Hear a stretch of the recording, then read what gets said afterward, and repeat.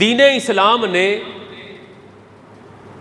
ایک انسان کو کیا عزت عطا فرمائی، انسان کو کیا حقوق عطا فرمائے، انسانیت پر کیا مہربانی فرمائی اسلام نے۔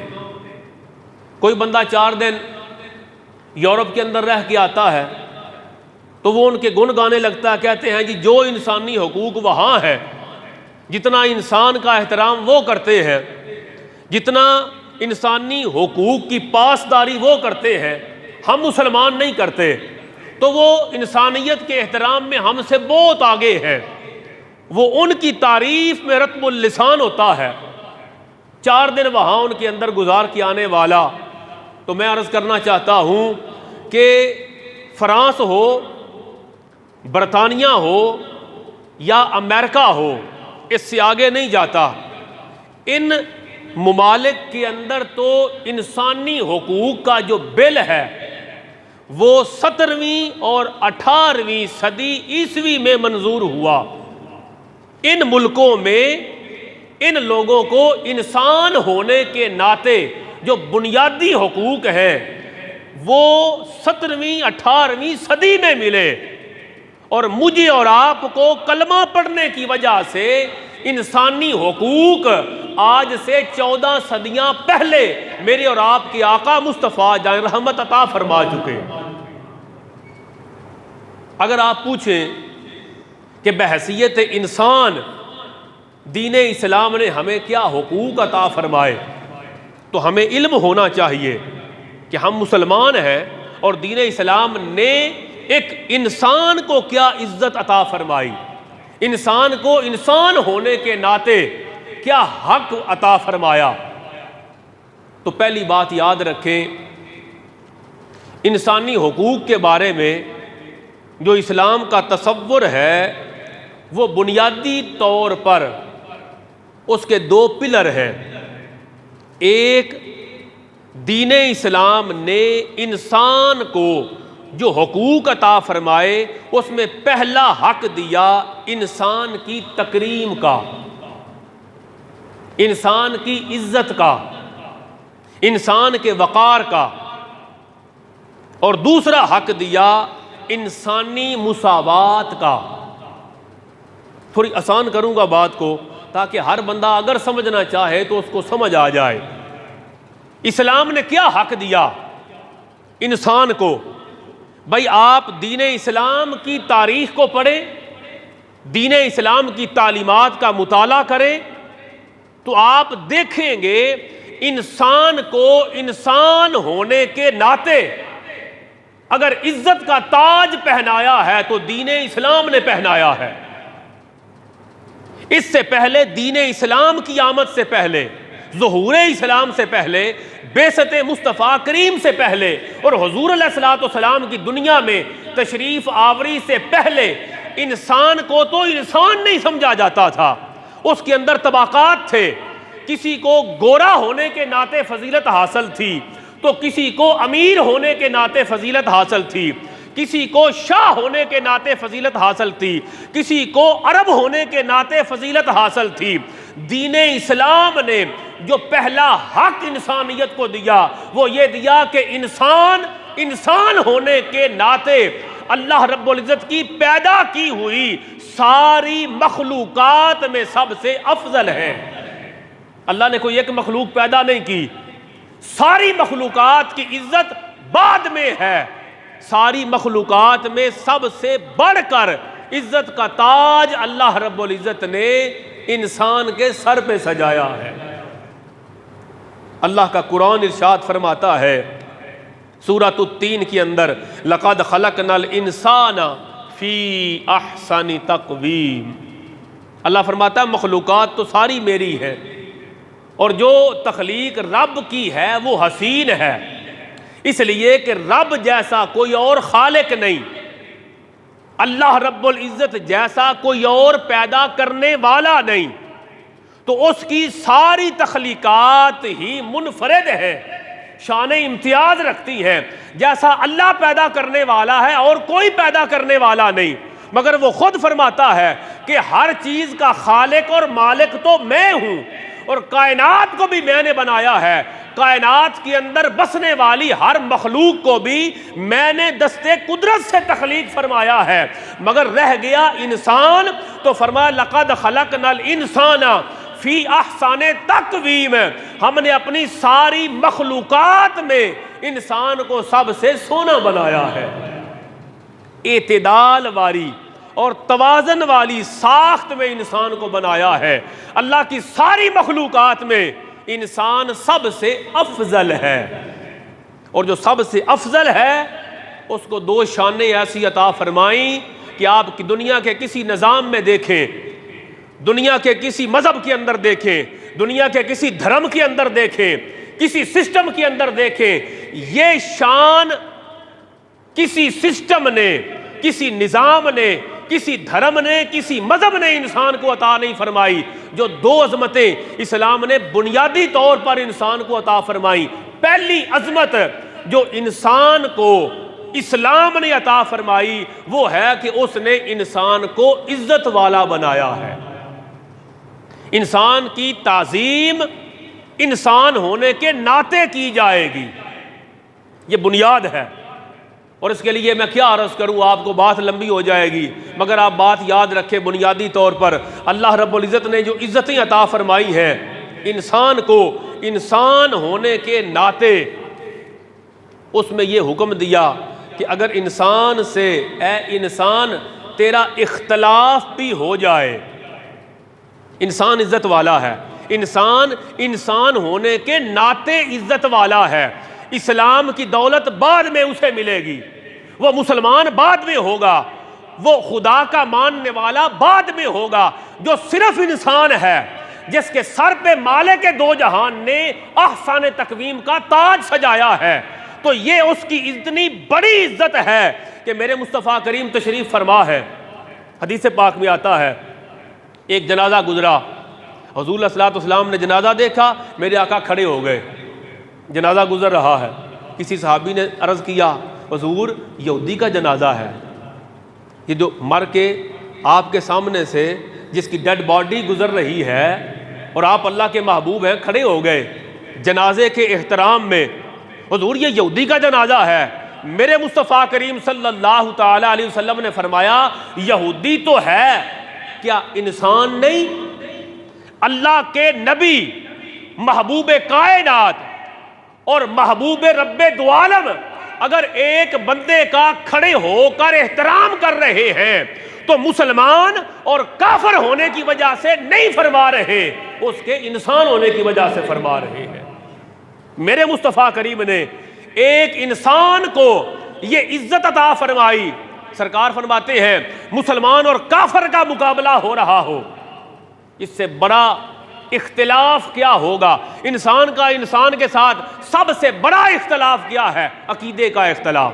یہ مسلمان ہے انسان، وہ بھی انسان ہے لیکن کافر ہے، یہ سب سے بڑا اختلاف ہے، مگر اس میں بھی حضور علیہ الصلوۃ والسلام نے حکم دیا کہ مسلمان کا کافر سے مقابلہ ہو جائے تو ان کافروں کے جو بچے جنگ میں شامل نہیں انہیں قتل نہیں کرنا، ان کافروں کی جو عورتیں جنگ میں شامل نہیں ہتھیار اٹھا کر ان عورتوں کو قتل نہیں کرنا، ان کافروں کی طرف سے جو لوگ مارے جائیں، قتل ہو بھی جائیں، بے شک تم نے عظیم کام کیا، کافر کا سر تن سے جدا کر دیا، مگر جب اس کو مار دیا ہے اس لیے مار دیا کہ اسلام کے مقابلے میں آ گیا، اب اس کا مسئلہ نہیں کرنا، اس کا کان نہیں کاٹنا، اس کا ناک نہیں کاٹنا، قتل کر دیا نا، اب اس کا پھر بازو نہیں کاٹنا، اس کے جسم کے اعضاء جدا نہیں کرنے۔ کیوں؟ اس لیے کہ تو نے اس کا سر تن سے جدا اس لیے کیا کہ کافر تھا، مسلمان کے مقابلے میں آ گیا، اب ختم، اس سے آگے تو اس کے اعضاء نہیں کاٹ سکتا، بے شک کافر ہے، انسان تو ہے۔ انسان کا انسان سے اختلاف بھی ہو جائے، میرے مصطفیٰ کریم کا دین یہ بتاتا ہے کہ اس کا احترام انسان ہونے کے ناطے کیا جائے، وہ کافر بھی ہو اور قتل بھی کر دیا جائے، اس کو جلایا نہ جائے۔ کیوں؟ انسان تو ہے، انسان ہونے کے ناطے جو احترام دین اسلام نے، میرے مصطفیٰ کریم نے انسانیت کو عطا فرمایا، احترام کا، تکریم کا، عزت اور وقار کا جو سٹیٹس دین اسلام نے انسانیت کو عطا فرمایا، وہ کسی نظام نے نہیں دیا، کسی دھرم نے نہیں دیا، کسی مذہب نے نہیں دیا۔ آپ کائنات کی تاریخ کا مطالعہ کریں، جتنی عزتوں سے دین اسلام نے انسانیت کو نوازا ہے، وہ عزتیں کائنات کا کوئی نظام نہیں دیتا۔ ارے انسانیت میں اگر وقار چاہتے ہو تو پھر دین اسلام کے اندر آ جاؤ، اسلام کے ماننے والے بن جاؤ، اس لیے کہ جتنی عزتیں دین اسلام نے انسان کو عطا فرمائی ہیں، وہ عزتیں کائنات میں کسی نے عطا نہیں فرمائی۔ اسلام میں انسانی حقوق کیا ہے؟ اسلام انسان کو جو بنیادی حق دیتا ہے وہ مساوات کا دیتا ہے۔ مساوات، سارے انسان برابر۔ یہ حق کس نے دیا؟ دین اسلام نے۔ کسے دیا؟ انسان کو۔ مسلمان ہے یا کافر، انسان ہونے میں سارے برابر ہیں۔ اور قرآن نے اس کی بنیاد کہاں سے رکھی؟ ارشاد فرمایا، یا ایھا الناس اتقوا ربکم الذی خلقکم من نفس واحدہ، اے لوگو اپنے رب سے ڈرو جس نے تمہیں ایک جان سے پیدا فرمایا۔ تمہارا باپ ایک ہے، تمہاری ماں ایک ہے، ایک وجود تھا جس سے خالق کائنات نے تمہیں دنیا میں لانے کا سبب بنایا، پھر اس آدم علیہ السلام سے حوا کو نکالا، پھر ان دو سے رب لم یزل نے ساری انسانیت کو پیدا فرمایا۔ دوسری جگہ فرمایا سورۃ الحجرات کے اندر، یا ایھا الناس انا خلقناکم من ذکر و انثی وجعلناکم شعوبا وقبائل لتعارفوا۔ ارشاد ربانی ہے، لوگو ہم نے تمہیں ایک مرد اور ایک عورت سے بنایا۔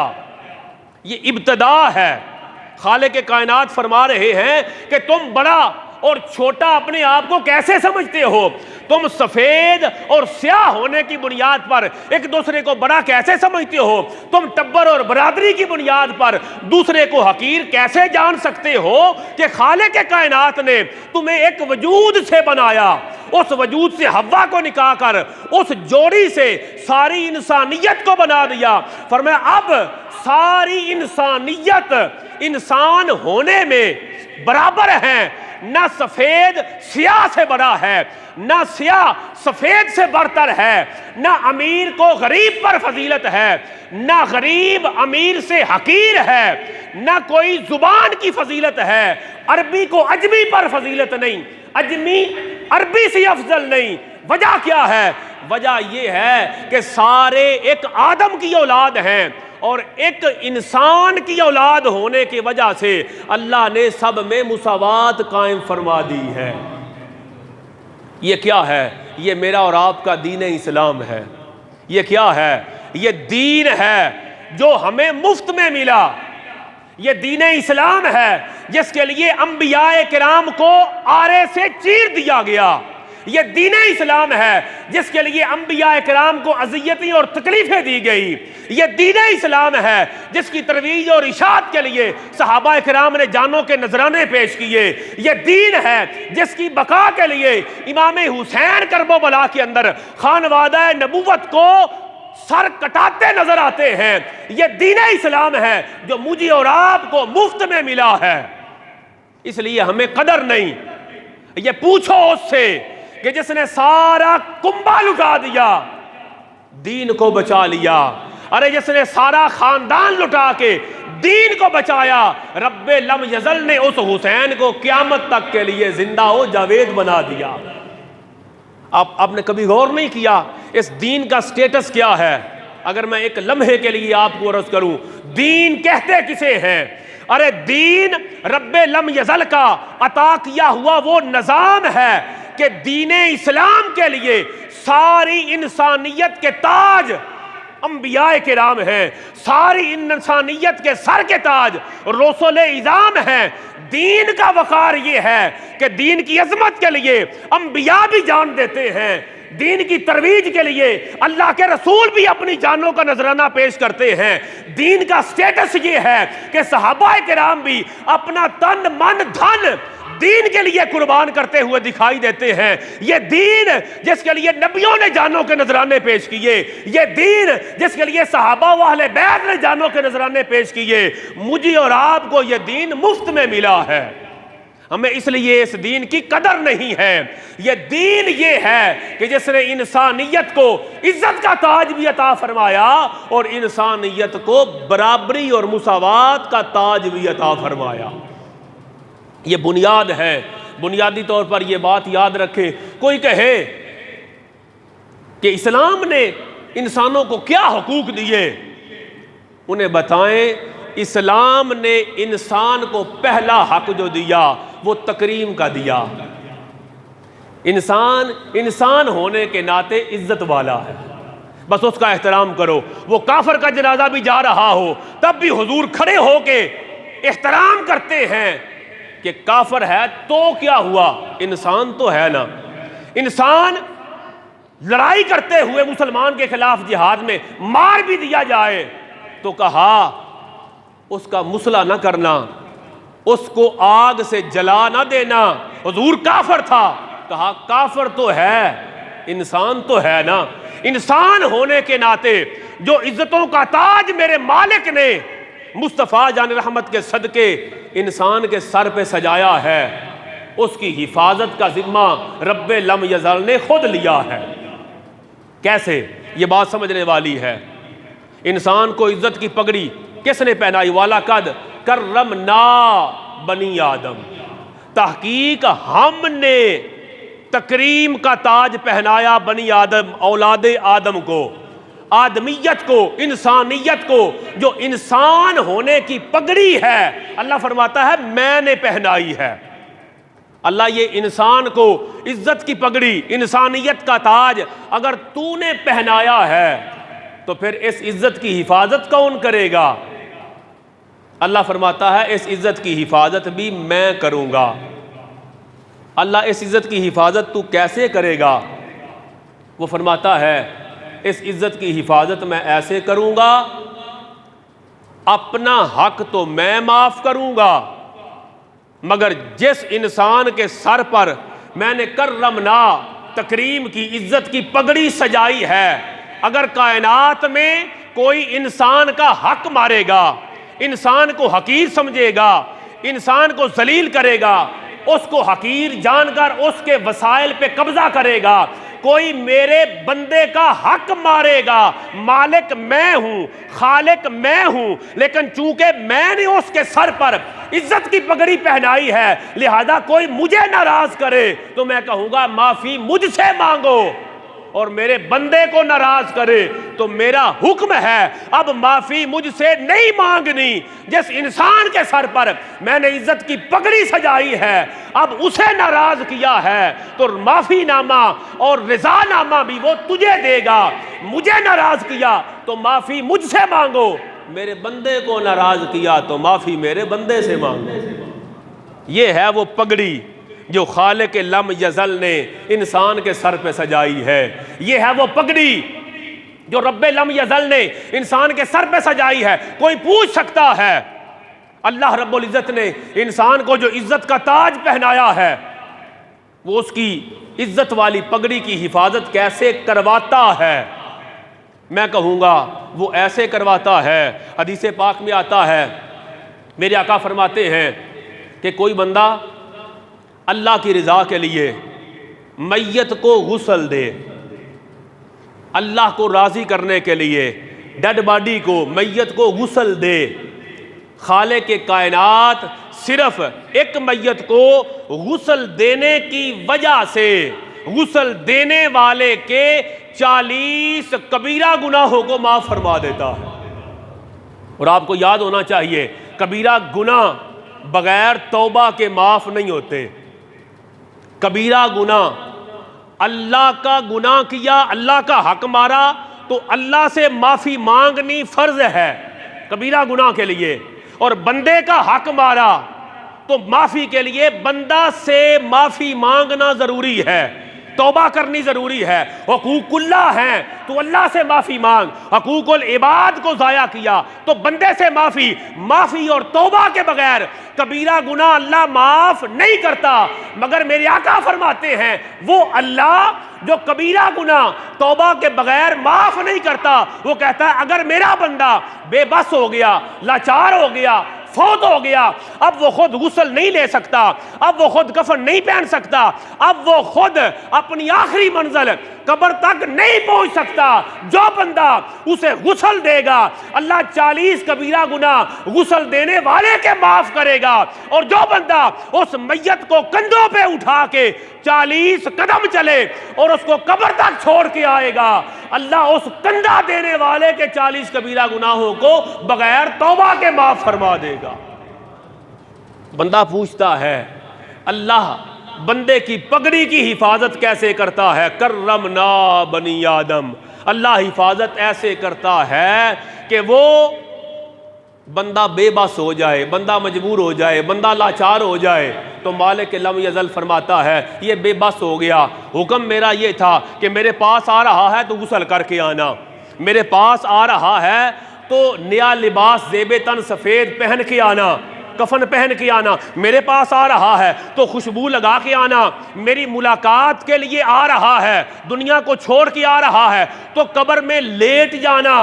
بندہ کہتا ہے مالک میں تو بے بس ہو جاؤں گا، میں تو فوت ہو جاؤں گا، میری تو روح بدن سے جدا ہو جائے گی، نہ میں خود غسل لے سکتا ہوں، نہ کفن پہن سکتا ہوں، نہ خوشبو لگا سکتا ہوں، نہ چل کے قبر تک آ سکتا ہوں۔ مالک اعلان کرتا ہے لوگوں سن لو، میرے بندے نے میرے پاس تیار ہو کے آنا تھا، اب جو اس کی تیاری میں اس کی مدد کرے گا، جیسے جیسے مدد کرتا جائے گا مالک اس بندے کے گناہوں کو معاف فرماتا چلا جائے گا۔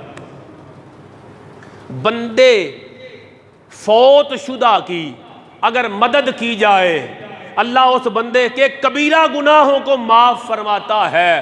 علماء فرماتے ہیں بندے سوچ، مردے کی مدد کرنے پر اگر تیرے کبیرہ گناہ معاف ہوتے ہیں، اگر اللہ تجھے زندہ کی مدد کی توفیق عطا فرما دے، بندہ زندہ ہے تو اس کے کام آ سکتا ہے، اس کی مصیبت دور کر سکتا ہے، اس کی حاجت روائی کر سکتا ہے، اس کی مشکل کشائی کر سکتا ہے، دکھ میں اس کے کام آ سکتا ہے۔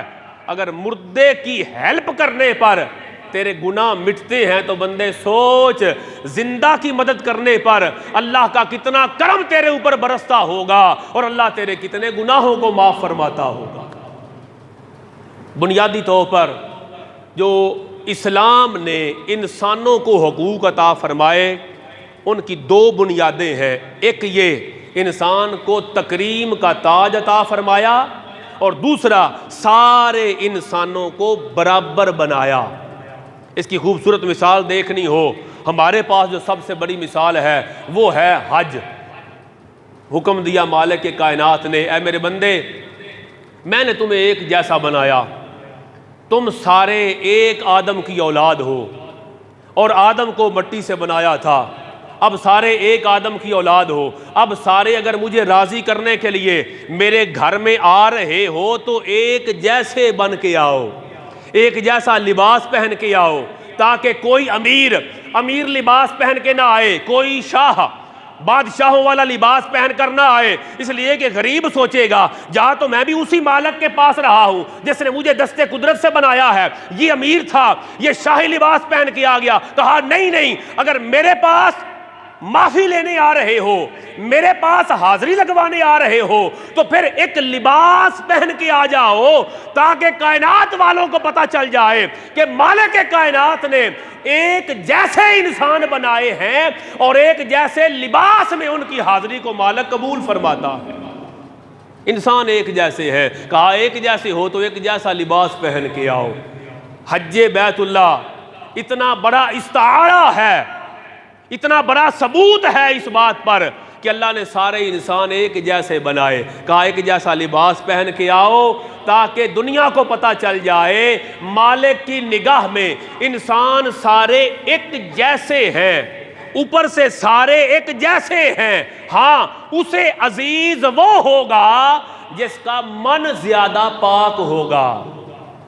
قرآن کریم کی آیت میں نے آپ کے سامنے تلاوت کی، یا ایھا الناس انا خلقناکم من ذکر و انثی وجعلناکم شعوبا وقبائل لتعارفوا، کہا اللہ رب العزت نے ایک مرد اور عورت سے تمہیں پیدا کیا۔ اے لوگو، اللہ فرماتا ہم نے تمہیں ایک مرد اور عورت سے پیدا کیا، اب ہم نے تمہارے جو طبقات بنا دیے، قبائل اور شعوبہ، یہ شعبے تمہارے بنائے، طبقات بنائے، تمہارے ٹبر برادریاں اور قبیلے بنائے ہیں۔ اب کوئی ٹبر برادری کی بنیاد پر اپنے آپ کو افضل نہ سمجھے، اس لیے کہ کسی ٹبر کو اللہ نے دوسرے ٹبر کے برابر میں فضیلت والا نہیں بنایا، کسی قبیلے کو دوسرے قبیلے کے برابر فضیلت والا نہیں بنایا۔ تو اللہ کے ہاں فضیلت والا کون ہے؟ کہا یہ جو قبیلے بنائے، ٹبر بنائے، برادری بنائے، قبائل بنائے، طبقات بنائے، لے تو لتعارفوا، یہ تمہاری پہچان کے لیے ہیں۔ تو اللہ یہ تو پہچان کے لیے تو نے ٹبر برادری بنا دیے، تو تجھے عزیز کون ہے؟ اللہ فرماتا ہے ان اکرمکم عند اللہ اتقاکم، ہم نے تمہیں ایک جیسا بنایا، باہم ایک دوسرے کی پہچان کے لیے تمہارے ٹبر برادری، قبائل، طبقات اور قبیلے بنا دیے۔ رہ گئے کہ مجھے پیارا کون ہے؟ اللہ فرماتا ہے مجھے وہ عزیز ہے جس کے دل میں میرا خوف زیادہ ہے، جس کے دل میں خوف خدا ہے، جس کے دل میں تقوی اور پرہیزگاری ہے، جو اللہ سے جتنا ڈرتا ہے اللہ کو وہ اتنا زیادہ پیارا ہے۔ تو اللہ رب العزت نے ساری انسانیت کو برابر بنایا، ساری انسانیت کو تکریم اور عزت والا بنایا۔ یہ جو تعارف کے لیے بنائے ہیں تو قبیلے، ٹبر اور برادری بنا دیے تاکہ ایک دوسرے کو پہچانا جا سکے۔ تو اللہ کو پیارا کون ہے؟ اللہ کو پیارا وہ ہے جو اللہ کا زیادہ فرما بردار ہے۔ اور اس سے اگلا سٹیپ ہے، وہ میں انشاءاللہ اگلی دفعہ انشاءاللہ بیان کروں گا، وہ یہ ہے کہ تکریم انسانیت، انسان کی عزت اور مساوات انسانی، سارے انسان برابر، یہ نظام اللہ رب العزت نے جب دے دیا لوگوں کو، تو پھر اس کے بعد اگلا سٹیپ جب بنایا تو اس کے لیے حقوق اور فرائض مقرر کیے۔ انسان سارے ایک دوسرے کی عزت کریں، انسان سارے برابر ہیں۔ یہ دو عزتیں اللہ نے انسان کو عطا فرمائیں، اسلام نے عطا فرمائیں، کسی اور مذہب اور دھرم نے عطا، سارے انسان برابر اور سارے انسان عزت والے۔ اس کے اگلے قدم پر فرمایا اے انسان، ہم نے تمہارے حقوق اور فرائض مقرر کر دیے ہیں تاکہ تم اچھے طریقے سے معاشرے میں رہ سکو۔ ہر انسان کا حق بھی ہے، ہر انسان کا فرض بھی ہے۔ انسان کے حقوق اور فرائض کا ایسا خوبصورت بندھن انسانوں کے درمیان اللہ رب العزت نے قائم فرما دیا ہے کہ اب اس بندھن کو خوبصورتی سے نبھانے والا اللہ کو زیادہ پیارا ہوگا۔ اس پر انشاءاللہ اگلے اجتماع میں بات کریں گے۔ خالق کائنات ہماری آج کی حاضری اپنی بارگاہ میں قبول فرمائے۔